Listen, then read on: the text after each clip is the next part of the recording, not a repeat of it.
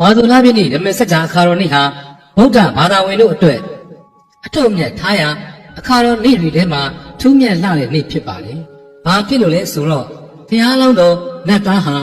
ပြုရိတာနတ်ပြည်ကနေစွတ်တေးပြီးလူပြည်မျက်စိမှဒေသရှိတက္ကရာတိုင်းကပ္ပိလဝတ်ပြည့်ရှင်ဘယင်တုတ်တော်ဒနာရဲ့ပြပြားကြီးတိရိမဟာဒေဝီရဲ့ဝမ်းကြာတိုင်း၌မဟာတက္ကရိ69ခုဝါဆိုလပြည့်ဇာတာပတိနေ့ညတန်းကောင်ရန်အချိန်မှစပြီးဗိဒ္ဓရေနေတော်မူတဲ့အပြင်ဘုရားလောင်းတော်တိတ်တထမင်းသားဟာတက်တော်29နှစ်ရောက်သူ့သူနာသူသည်ယဟန်ဆိုတဲ့နမိတ်ကြီးလေးပါးကိုတွေ့မြင်ပြီးတန်ဝေကရကတောထွက်တော်မူတာဟာလဲမဟာတက္ကရိ69ခုနှစ်ဝါဆိုလပြည့်နေ့မှာပဲဖြစ်ပါတယ်။အဲဒါအပြင်လောကသုံးပါးရဲ့အထွတ်တိတ်ဗတ်ပြည်ညွတ်တာဗုဒ္ဓအဖြစ်ရောက်တော်မူပြီးတဲ့နောက်ဘုရားကွယ်တော်မူရာဘောဓိပင်မထတော်မူလျက်18ယူဇနာအကွာရှိမိဂရာဟုံတော်သူကြတော်မူပြီးလျင်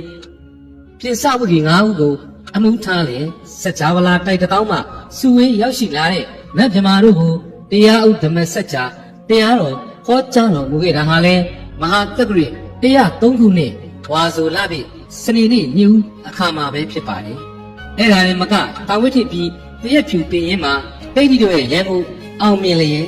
တကုဗျာရိဟာပြတဲ့နေ့ဟာလဲဝါဆိုလပြည့်နေ့ပဲဖြစ်ပါတယ်။မြတ်စွာဘုရားဟာတပ်ပြင်းညုဗုဒ္ဓဘုရားရှင်ဖြစ်ပြီးတဲ့နောက်အဲ့ဒီမဟာတက္ကရိ103ခုနှစ်ဝါဆိုလပြည့်နေ့မှာဓမ္မစัจ जा တရားတော်ကိုဟောကြားတော်မူခဲ့ရာဘုဒ္ဓဝင်သမိုင်းမှာဓမ္မဆိုတဲ့တရားယရနာစတင်ပေါ်ထွန်းခဲ့ပါတယ်။အဲ့ဒီလိုဓမ္မစัจ जा တရားတော်ကိုနာကြားရတဲ့ပြေစဝဂီ9ဦးတို့ဟာလည်းဘုရားရှင်ရဲ့တရားတော်ကိုကြည်ညိုနာပြီးအဲ့ဒီဝါဆိုလပြည့်နေ့မြေဦးရံမှာပဲယဟန်အဖြစ်ရောက်ရှိလေရာဘုဒ္ဓဝင်သမိုင်းမှာသံဃာယရနာစတင်ပေါ်ထွန်းလာခဲ့တဲ့အတွက်ဝါဆိုလပြည့်နေ့ဟာ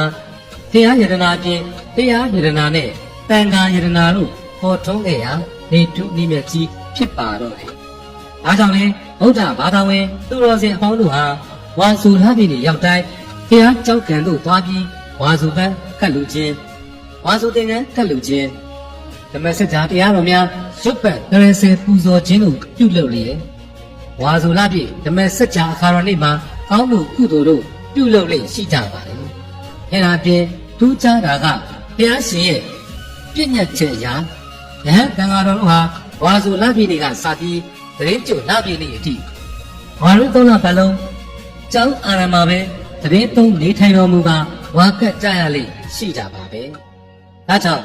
အထက်ပါအချက်တွေရဝါဆိုလပြည့်နေ့ဖြစ်တဲ့ဓမ္မစัจ जा အခါတော်နေ့ဟာဗုဒ္ဓဘာသာဝင်တို့အတွက်အထွတ်မြတ်ထားရာထူးမြတ်လှတဲ့အခါတော်နေ့ပဲဖြစ်ပါတယ်